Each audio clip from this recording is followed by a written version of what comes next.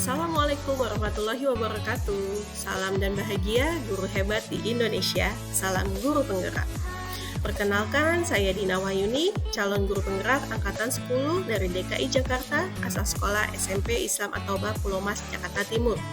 Pada kesempatan kali ini, saya akan memaparkan demonstrasi kontekstual modul 1.1, pendidikan yang berpihak pada murid sesuai dengan konteks diri murid dan sosial budaya. Pemikiran Ki Hajar Dewantara mengenai pendidikan dan pengajaran memiliki beberapa filosofi dasar, yaitu 1. Pendidikan dapat membuat manusia menjadi manusia seutuhnya. 2. Pengajaran dapat membantu murid dalam menemukan bakat mereka, bukan hanya semata mengajar dengan metode ceramah saja. 3. Guru yang profesional adalah guru yang berperan sebagai pembimbing, fasilitator, dan inspirator.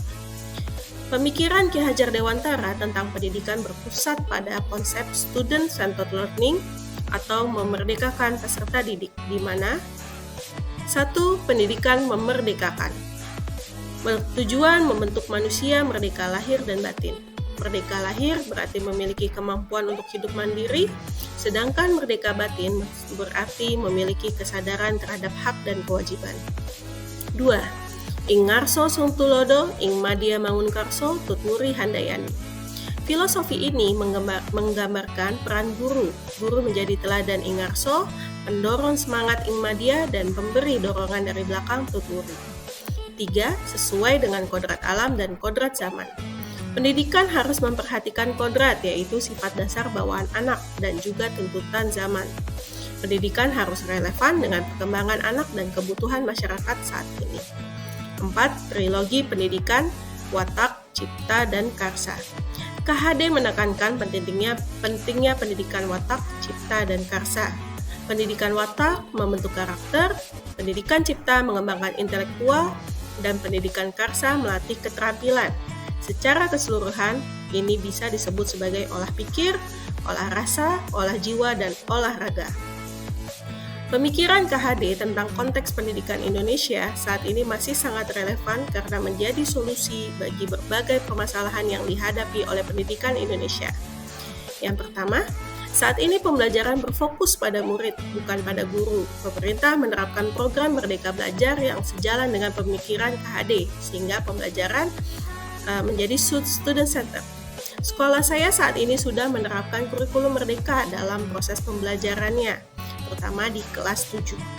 Yang kedua, KHD menekankan bahwa proses pendidikan harus berjalan secara menyenangkan agar murid dapat menyerap ilmu saat menerima pembelajaran.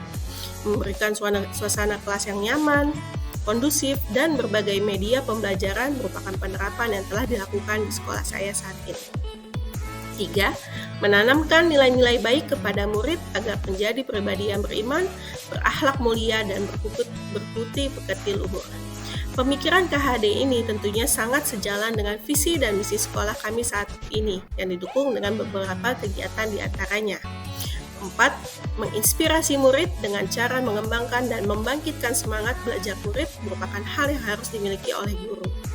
Penerapannya dapat dilakukan saat pembelajaran kelompok, praktik, maupun proyek. Program-program sekolah yang sejalan dengan pemikiran KHD, di mana cara-cara mendidik murid secara efektif di sekolah saya yang pertama memberi contoh. Sebagai pendidik, memberikan contoh yang baik dan menjadi teladan bagi anak-anak dalam berperilaku, nilai, dan sikap yang diinginkan. Kegiatan yang dilakukan di sekolah kami diantaranya melalui budaya salam ceria saat bertemu dengan guru atau warga sekolah, serta berbagi tajil yang saat ini sedang dijalankan di bulan Ramadan. Yang kedua adalah pembiasaan. Membiasakan anak-anak dengan kegiatan atau perilaku yang diharapkan sehingga mereka dapat menginternalisasikan nilai-nilai tersebut dalam kehidupan sehari-hari. Di antaranya ada di kegiatan Jumat Bugar untuk kesehatan, muhadoroh melatih kepercayaan, Miss dan native speaker melatih berbicara di publik, sholat duha, serta mentoring atau mengaji pagi. 3. Pengajaran. Melibatkan proses penyampaian pengetahuan dan keterampilan secara sistematis dan terstruktur, agar anak-anak dapat memahami konsep-konsep yang diajarkan melalui kegiatan pemberian adab dan akhlak, karakter kepramukaan, pengenalan budaya-budaya Indonesia, dan bakti sosial. 4. Kedisiplinan, memberikan konsekuensi kepada murid sebagai metode untuk mengarahkan perilaku anak-anak dan menegakkan budaya disiplin. Di sekolah kami ada pencatatan konsekuensi oleh guru piket dan wali kelas, adanya papan pengingat peraturan, serta papan yang berisikan tata tertib. Yang kelima, tindakan atau laku, mendorong anak-anak untuk bertindak secara mandiri, mengendalikan diri, dan mengembangkan disiplin diri dalam menjalani kehidupan sehari-hari. Melalui diskusi kelompok penyelesaian masalah, apel pagi mengenai disiplin diri, serta latihan dasar kepemimpinan. Cara yang keenam adalah pengalaman lahir dan batin. Memberikan pengalaman nyata dan mendalam kepada anak-anak baik dalam hal fisik maupun emosional untuk memperkaya pemahaman dan pengalaman mereka. Melalui kegiatan P5, ekskul pramuka, pencaksilat, serta kegiatan keputrian dan malam bina iman dan takwa. Tantangan dan solusi yang diberikan yang pertama, tantangan guru dan tenaga pendidik belum sepenuhnya memahami pemikiran KHD secara mendalam.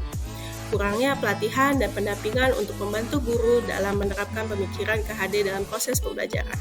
Solusinya, melakukan pelatihan dan workshop tentang pemikiran KHD bagi guru dan tenaga pendidikan, membentuk komunitas belajar untuk saling berbagi pengalaman dan praktik terbaik dalam penerapan pemikiran KHD.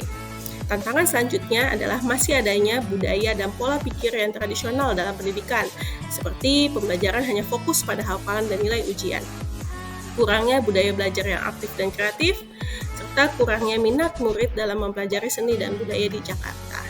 Solusinya, melakukan sosialisasi dan edukasi tentang pentingnya pendidikan yang berpusat pada murid, menciptakan budaya belajar yang positif, kondusif, dan menyenangkan di sekolah, membuat program atau kegiatan yang berkaitan dengan seni dan budaya dengan berbagai pendekatan minat dan teknologi. Tantangan yang selanjutnya adalah kurangnya keterlibatan orang tua dalam mendukung pendidikan anak di sekolah, kurangnya komunikasi antara sekolah dengan orang tua tentang perkembangan anak. Solusi yang ditawarkan adalah melakukan kegiatan yang melibatkan orang tua dalam kegiatan sekolah, memberikan informasi dan edukasi kepada orang tua tentang pemikiran KHD dan bagaimana mereka dapat mendukung pendidikan anak di rumah. Solusi yang terakhir adalah membangun komunikasi yang efektif antara sekolah dan orang tua. Meskipun terdapat berbagai tantangan, penerapan pemikiran KHD di kelas dan sekolah sangat penting untuk mewujudkan pendidikan yang berkualitas dan berpihak pada murid. Dengan kerjasama dan komitmen dari semua pihak, diharapkan pemikiran KHD dapat menjadi solusi untuk mengatasi berbagai permasalahan pendidikan. Sekian pemaparan saya mengenai demonstrasi kontekstual pendidikan yang berpusat pada atau berpihak pada murid. Sekian dan terima kasih atas perhatiannya. Wassalamualaikum warahmatullahi wabarakatuh.